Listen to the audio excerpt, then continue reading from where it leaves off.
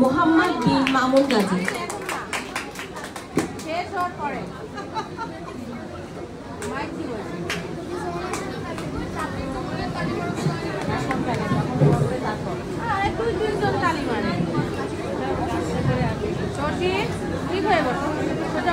আসসালামু আলাইকুম, আমার নাম মোহাম্মদ বিন মামুন গাজী। আমি একটি কবিতা বলবো।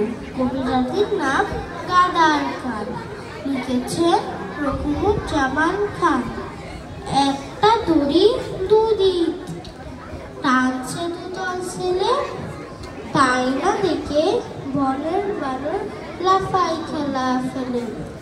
সকল বানর ফোন দিয়েছে, জবর মজার খেলা, এমন খেলা খেলিয়ে সবাই কাটিয়ে দেব বেলা।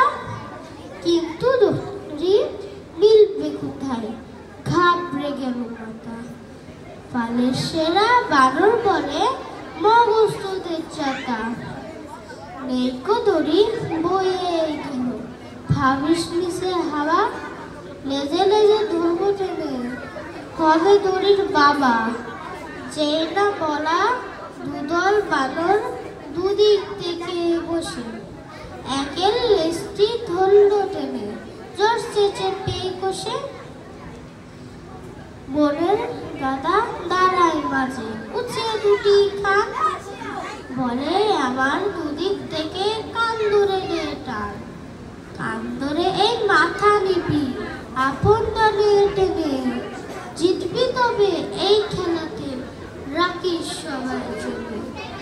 অমনি দুদল হেই ওঠে, গাদার বিপদ ভারী, কান ছিল সব হুমড়িকে পড়ল সারি সারি। সাঙ্গ হলো দড়ির খেলা, বানররা সব হাসে, কান হারিয়ে গাদা শুধু চোখের জন্য। Thank you.